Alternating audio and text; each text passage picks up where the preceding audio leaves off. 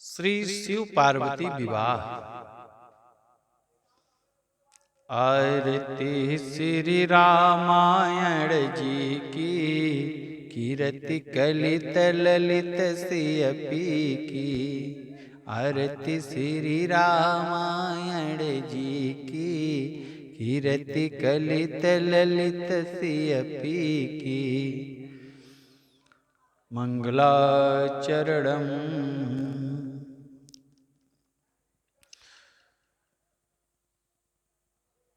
शंभुकिन्ह यह चरित सुहावा, बहुरी कृपा करे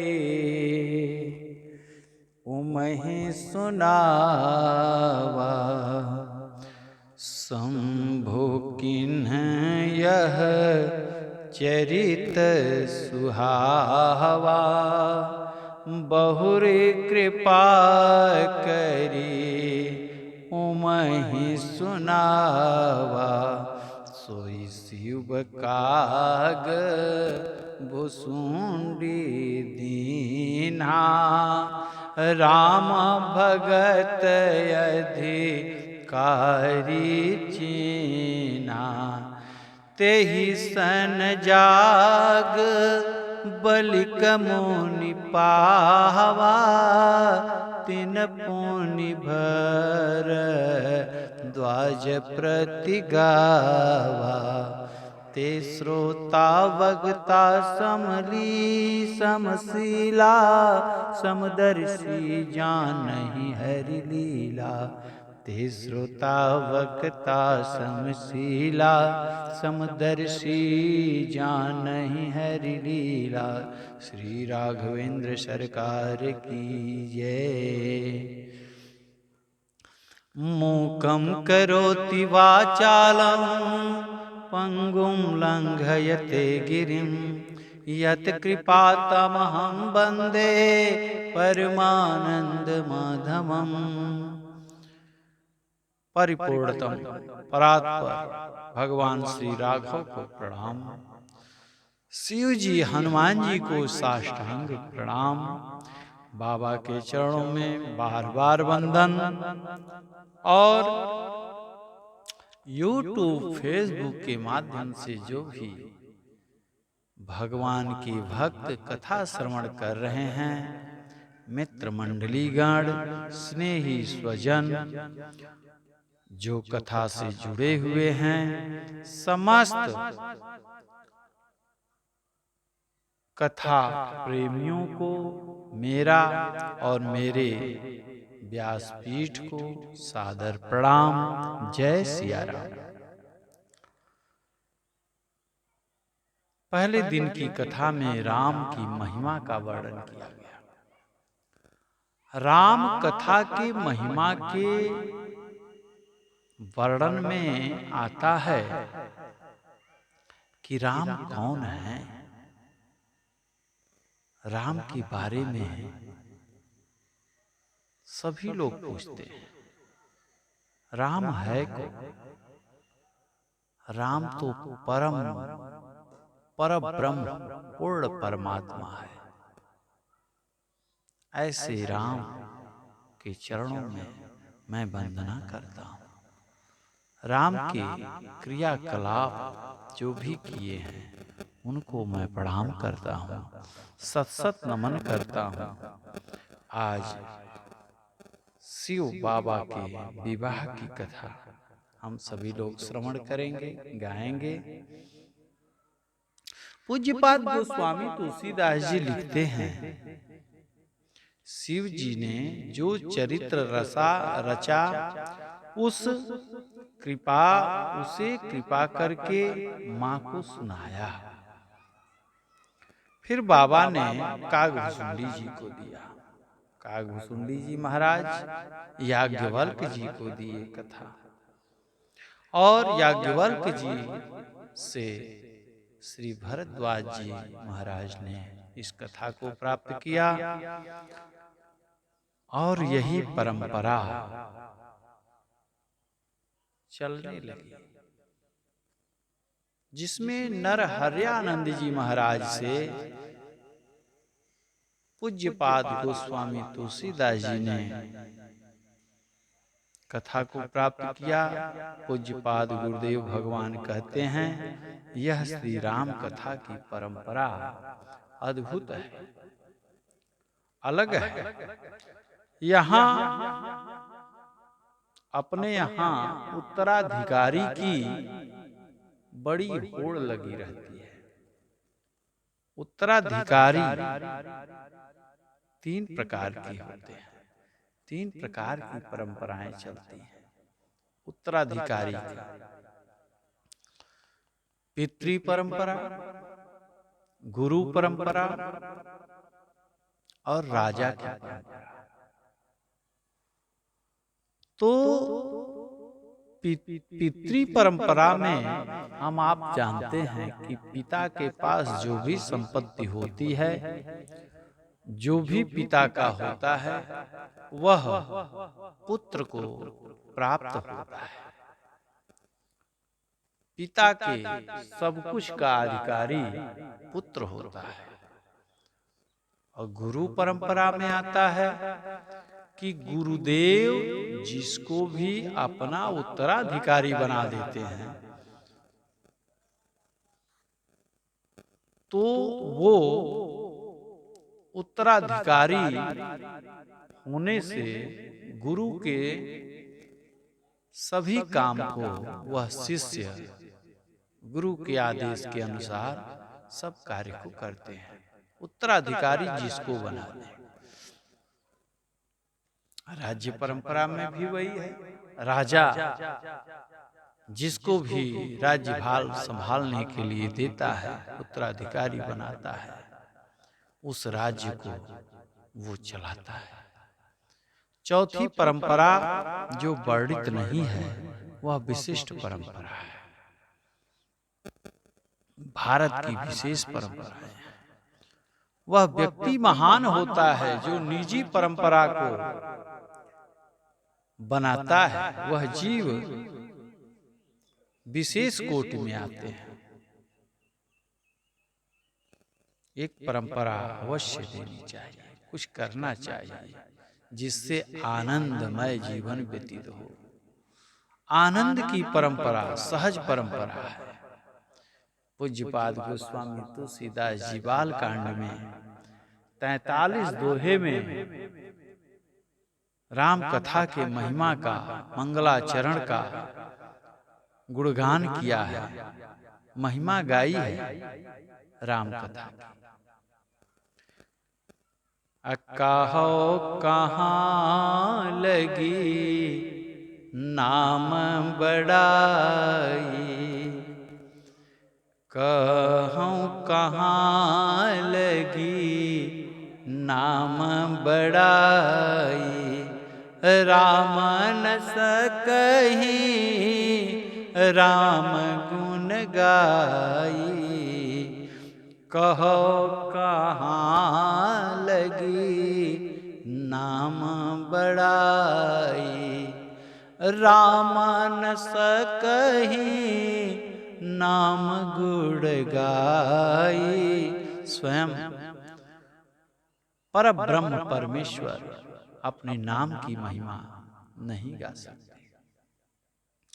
अपने नाम की महिमा को स्वयं परमात्मा भी नहीं गा पाते हैं, नहीं बता पाएंगे। क्यों? जैसा कि आप सभी लोग जानते हैं, सुने भी हैं, सभी लोगों ने कथा श्रवण की है। सेतु रामेश्वरम में जब पुल बंध रहा था, उसमें सभी नल नील और सभी लोगों ने सहयोग किया। बंदर की सेनाएं, भालू, वृक्ष सब मिलकर के पुल को बना रहे थे। उसमें गिलहरी ने भी सहयोग किया। वह अपने आप को जल में भिगोती, फिर बालू लपेटती और फिर दौड़ करके जा करके उस पुल पे अपने शरीर को हिला करके झाड़ देती। कहने का तात्पर्य यह है कि वह अपनी श्रद्धा भक्ति से वो भी सहयोग कर रही थी। ऐसा प्रभु श्री राम ने देखा कि सभी सहयोग कर रहे हैं और हम यहाँ बैठे हुए हैं, हमें भी तो कुछ सहयोग करना चाहिए। ये मेरे लिए ही तो कर रहे हैं कि उस पार हम चलेंगे सीता माता को लाने के लिए। तो प्रभु श्री राम ने एक पत्थर उठाया, उस पे अपने नाम को लिखा, राम नाम लिखा, और उस पत्थर को जहां पुल बन रहा था उसी के पास ले जाकर के छोड़े, और वो पत्थर डूब गया। पत्थर जब डूब गया तो इधर उधर लगे देखने, कोई देखा तो नहीं। उसी समय तो हनुमान जी महाराज जो पर्वत की चट्टान ला ला करके रखते थे, उनका काम तो हाथ से होता था, लेकिन सुमिरन हृदय में प्रभु श्री राम का करते थे। और उन्होंने जब इधर उधर देखा राम जी ने, तो हनुमान जी ने कहा, मैंने सब देख लिया प्रभु। और राम जी ने हनुमान जी को बुलाया और कहा कि सुनो, किसी से बताना मत। नहीं, मैं तो बताऊंगा। अरे बताओगे तो मेरे नाम का पत्थर जो तैर रहा है वो तो मैंने डाला, वो डूब गया, ये जान जाएंगे लोग तो बड़ी हंसी उड़ाएंगे। नहीं, मैं तो प्रभु बताऊंगा। और ऐसा ही हनुमान जी ने कहा। तो राम जी ने पूछा, क्या बताओगे?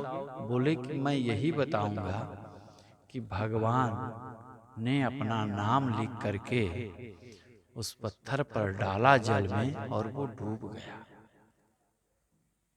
तात्पर्य यह है कि परमात्मा जिसका बांह पकड़ते हैं वो तरता है, और जिसका बांह छोड़ देते हैं वो तो डूब ही जाता है। इसलिए हे प्रभु, आप जिसको छोड़ देंगे वो तो डूब ही जाएगा, इसलिए इसमें कोई आश्चर्य की बात नहीं है। ऐसी बात सुन करके प्रभु ने हनुमान जी को बड़ा स्नेह नजर से देखा। कहने का तात्पर्य यह है कि जब पता चला रावण को कि रावण के राज्य में सभी राक्षसों ने कहा कि राम जी पुल बना रहे हैं, और उनके द्वारा उस नाम का इतना प्रभाव है कि उनके नाम के प्रभाव से पत्थर तैर रहे हैं जल में। आपके नाम में कुछ ऐसा दम है? बोले हाँ, क्यों नहीं है, अभी मैं दिखाता हूं। और रावण अपनी सेनाओं के साथ आए, राक्षस मंडली के साथ। एक पत्थर उठाया, उस पर अपना नाम रावण लिखा और जल में डालने लगे, डाले और वो तैर गया। जब तैर गया तो सभी राक्षस जो भी निशाचर थे सब जो है बड़े आनंदित हुए कि हमारे राजा भी बड़े अखंड हैं, उन्हीं का पत्थर नहीं तैर रहा है, हमारे राजा रावण जी का भी पत्थर तैर रहा है जल में। इसलिए वो सब बड़े प्रसन्न हुए। लेकिन एक भक्त ने पूछा कि महाराज ऐसा कैसे हो गया? तो रावण ने कहा, मैं झूठ नहीं बोलता, मैं यही आपको बता रहा हूं कि मैं जब अपना नाम रावण लिखा उस पत्थर पर, तो कहा कि सौगंध है तुम्हें राम की जो तू डूब गया, सौगंध है तुम्हें तुम्हारे राम की। और राम नाम का नाम लेकर के हमने उस पत्थर को जल में डाला था, इसलिए वो पत्थर तैर गया। मेरे नाम में वो प्रभाव नहीं है, वो तो केवल राम के नाम में ही वो शक्ति है। ऐसा मैंने जब कहा था तब वो तैरा था, कसम दिए थे तब वो तैरा। कहने का तात्पर्य यही है कि राम की महिमा के गुणगान को चाहे जितना भी कोई कर ले वो सार्थक होता है, लेकिन स्वयं भगवान राम भी अपने नाम की महिमा को नहीं गा सकते।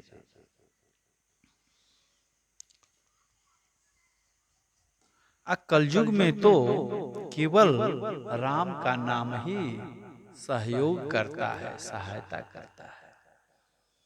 राम के नाम से ही सब काम बनता है। तभी तो गोस्वामी तुलसीदास जी लिखते हैं कि राम कथा में बड़ी मार्मिक ढंग से उन्होंने लिखा है रामचरितमानस में कि पाई न के ही गति पतित पावन, राम भजी सुनु सठ मना। पाई न के ही गति पतित पावन, राम भजी सुनु सठ मना। अगर हमारे भगवान श्री राम का एक बार भी नाम अगर ले लेता है कोई, तो उसके जन्म जन्म के कोटि कोटि अपराध सब क्षमा कर देते हैं नाथ, और वह भव सागर से तर जाता है, पार हो जाता है।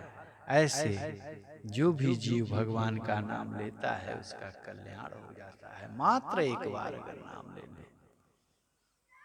जीवन भर जो कुसंगत किया हो, लेकिन अंत समय में अगर राम का नाम ले लिया तो उसका कल्याण हो जाता है।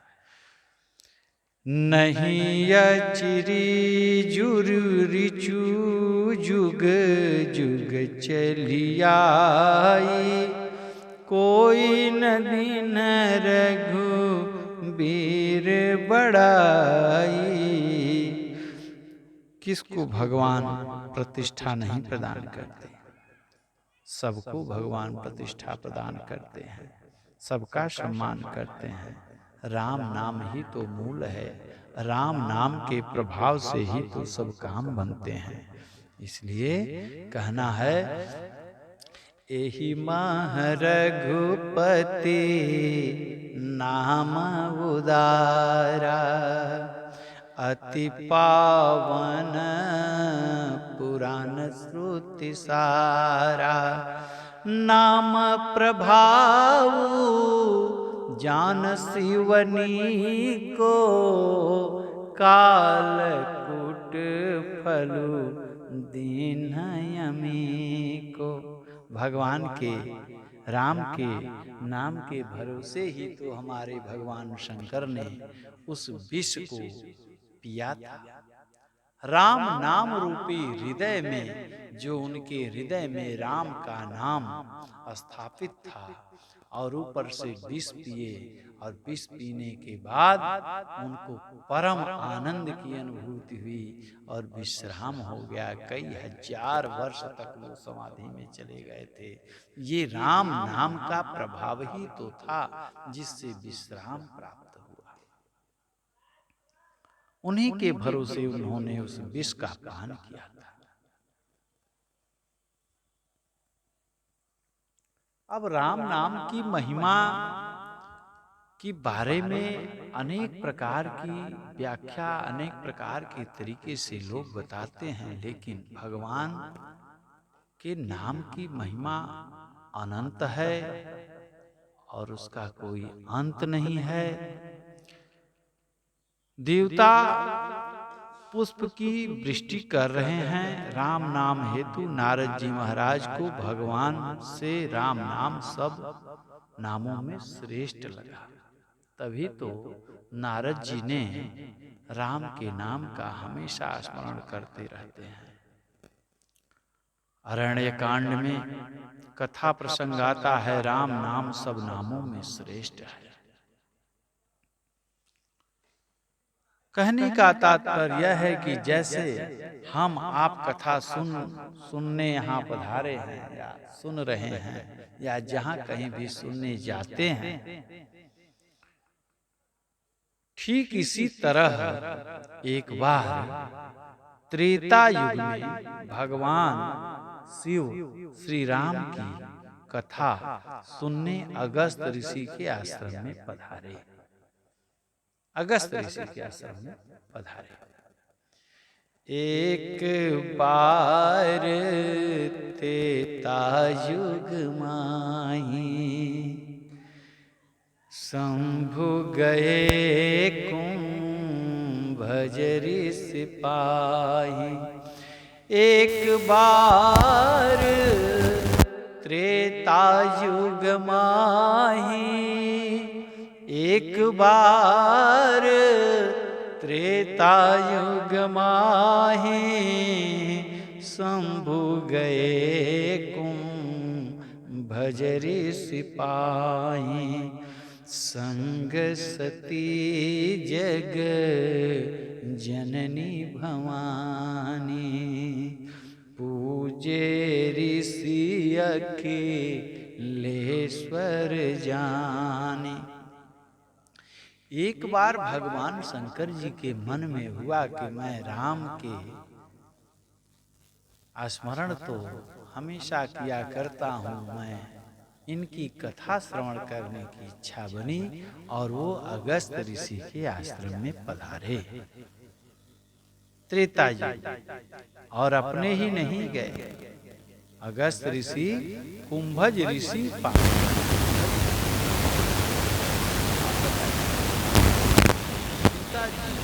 सीता माता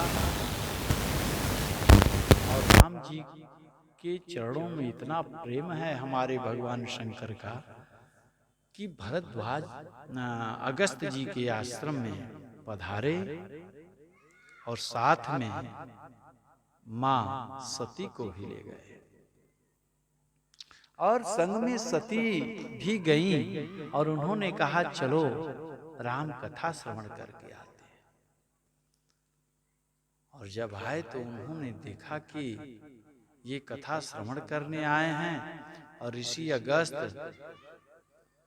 कुंभज ऋषि जो हैं वह जो है भगवान शंकर के चरण को धो रहे हैं गंगा जल से। जब धोने लगे तो माता पार्वती के माता सती के मन में ऐसा भाव आ गया कि भला बताओ, जो कथा सुनने जा रहा है उसको चाहिए गुरु जी का पैर धोने के लिए। भगवान शंकर तो उनके पैर को धोते तो समझ में आता, जिससे कथा श्रवण करने गए। यहाँ तो उल्टा ही चल रहा है, गुरु जो कथा सुनाएगा वही श्रोता का पैर धुल रहा है। और पैर धो करके जब बैठाने लगे, इनके मन में हुआ यह इधर उधर की चापलूसी करके और ये दक्षिणा लेने वाले बाबा जी लग रहे हैं, ये राम कथा क्या सुनाएंगे। इनसे ये कथा सुनने आ गए, वो भी घड़ा से। घड़ा भला क्या कथा सुनाएगा। कुंभज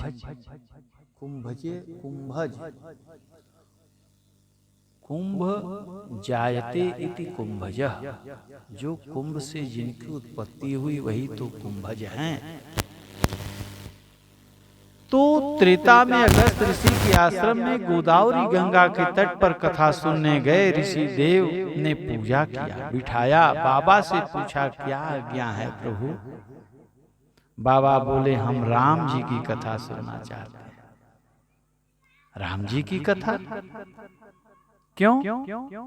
वस्तुतः अगस्त जी तो भगवान शंकर जी के चरित्र के अद्भुत ज्ञाता थे, भगवान शंकर के ध्यान में बैठे रहते थे। इसलिए कहे कि मैं तो आपका ही ध्यान करता हूं। मैं तो सोचा कि शिव कथा श्रवण करेंगे। बोले नहीं नहीं नहीं नहीं, अपनी बड़ाई अपने से करना ये ठीक नहीं है। हमारी बड़ाई कोई करे तो ये मुझे अच्छा नहीं लगता।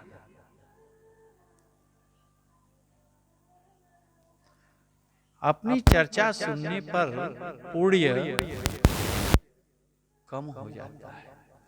इसलिए सनातन संस्कृति के दो महापाप हैं। पहला स्वगुण अपनी, और दूसरा पर निंदा। अपने गुण को सुनने से पाप लगता है, दूसरे की निंदा करने से पाप लगता है। इसलिए साथ साथ किसी न किसी की निंदा भी तो करते हैं। जो पुण्य करते हैं वो किसी न किसी की निंदा भी किया करते हैं। इसलिए इनसे बचो।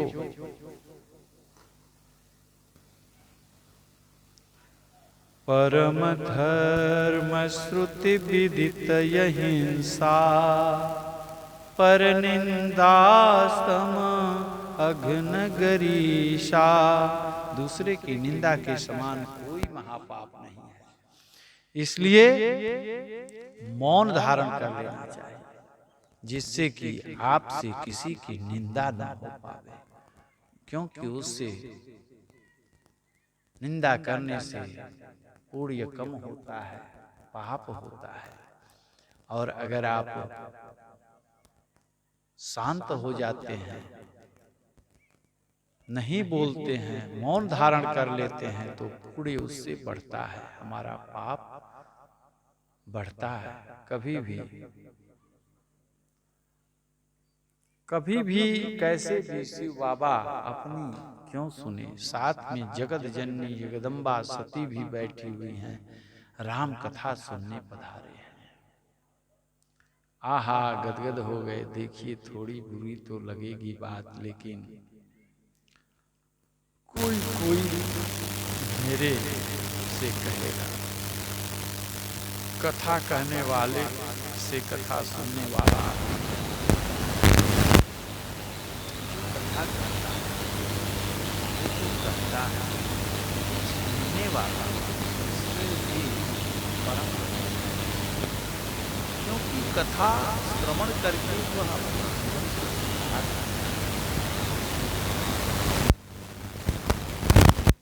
तो कहो महाराज।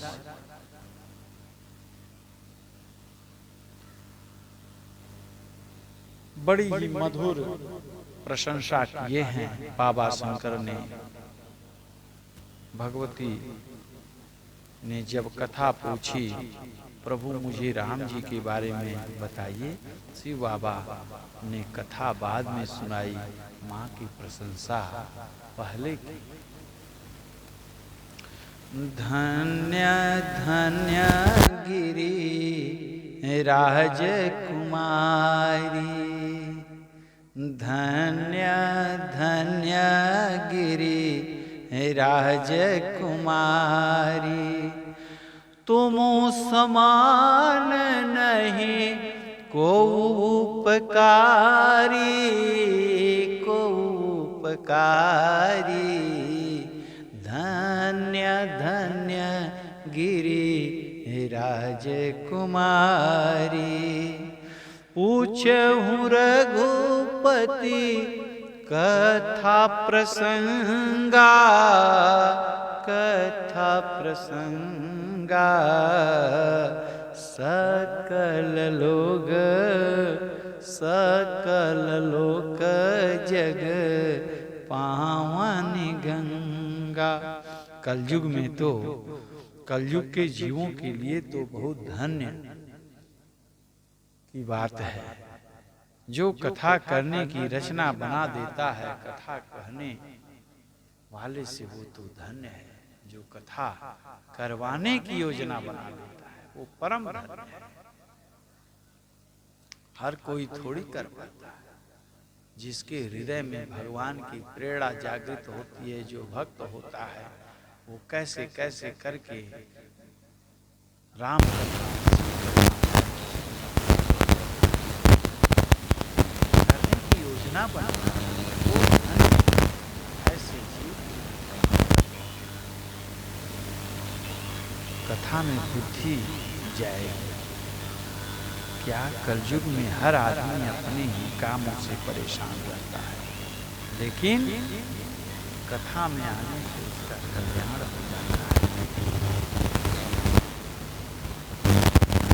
एक बार नारद जी ने भगवान नारायण श्री हरि से पूछा कि प्रभु आप कहाँ रहते हैं, किस स्थान पे रहते हैं?